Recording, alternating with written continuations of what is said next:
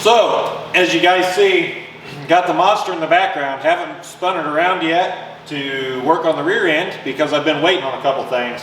So I messaged my boy Rob Enders with Schaeffer's Oil, told him what I needed for lube for this thing, for the transfer case and the axles, because I had enough grease and I needed some more gear oil. And it was like 2 days and he has me oil setting right here. He drop shipped them right to me.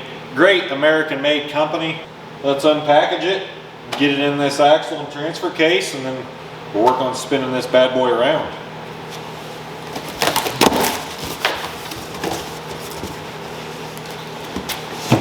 Look at that. Got some 80/90 right there. This is a bigger version of what we put in the axles where the ball and claw is. This is a bucket of grease is what this is.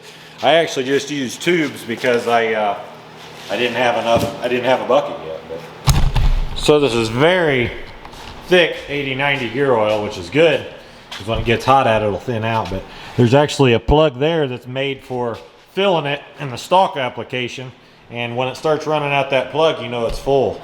But we are using this sweet bung I welded in the top here because it'll fill a lot faster, and yeah, it'll be sweet.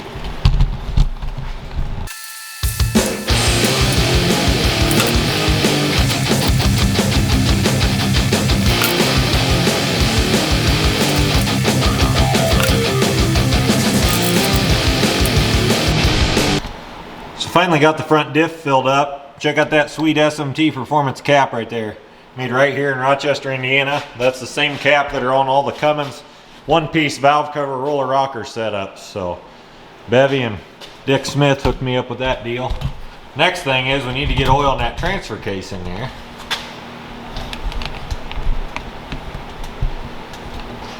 And there's not a fill hole that I can get to how it's mounted, so I'm just going to literally dump it in that cover there.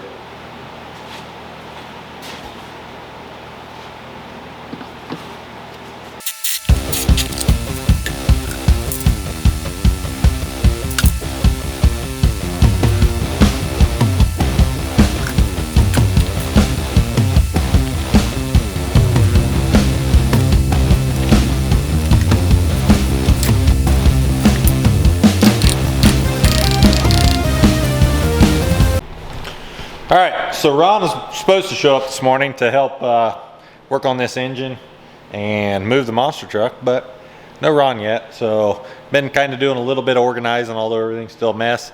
We're going to get that monster truck spun around here, so here's how I think we're going to do that. So first thing we got to do is we got to let the front end down. I might put a little gas in the shocks just because they're obviously going to bottom out now. And then we're going to put two little roller things I got here, little dollies under the rear, like this gray one here. We're going to try to bring this thing forward, shove the nose of it up over here in the shop, and then we're going to try to spin the rear end this way and then shove the nose back up in there. So yeah, I don't know how it's going to work, but we're going to find out here shortly.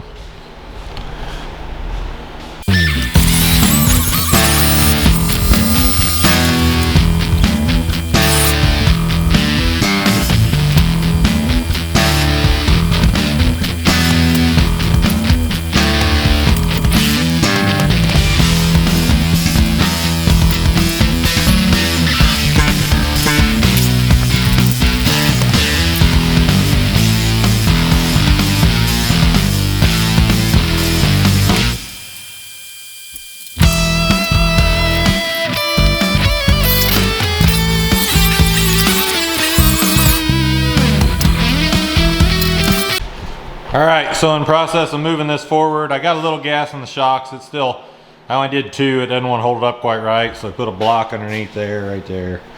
So, like everything, it's not all going to plan, but I put dollies under it. I actually put 3 of them under it because I thought it was going to crush 2 of them. It pulled it right off all 3 of them. So, we're just going to drag this thing forward and try to manhandle it with the forklift, as heavy as it is.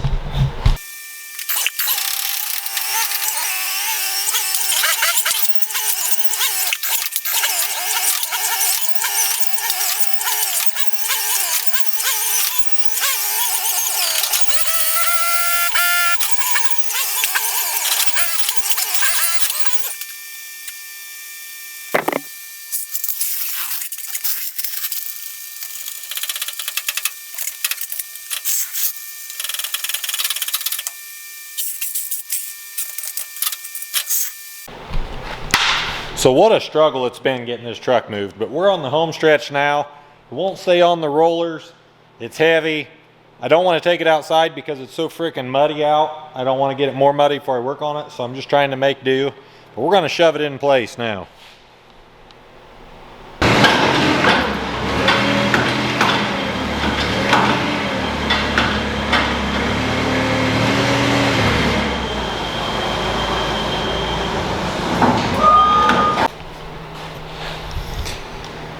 So if you guys watched the video of taking the front axle out of the monster truck, you saw how easy that was, you know. So I thought you guys might like to see how fast this rear axle comes out. Are you guys ready? And the axle's out. It was that quick, you know. Just stuff of this real heavy, like really, really heavy stuff just happens that fast. We're just that good around here. So as you see, she gone. By she gone means she's sitting right here. So now that this big conglomeration of bracketry and stuff is out, got to tear these ends apart again, slide the axle shafts out of this one so I can get that carrier out, so I can get them drive shaft loops mounted on the new one. And then we got to work on mounting. Got to make 4-link tabs for the top yet, brace those up really good. And then I got a big bracket my cousin is having cut out for me here for the steering cylinders to mount on. So lots to do, little time to do it. I wanted to show you guys one reason why this axle is coming out though. That bracketry, some of that had just withstood the test of time, and right there is still a bracket hanging on the end of the sway bar link. So yeah, it was supposed to be welded over here.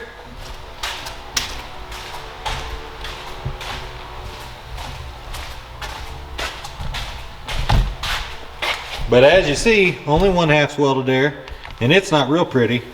So yeah, lots to do, gonna get after it. We'll keep you guys updated.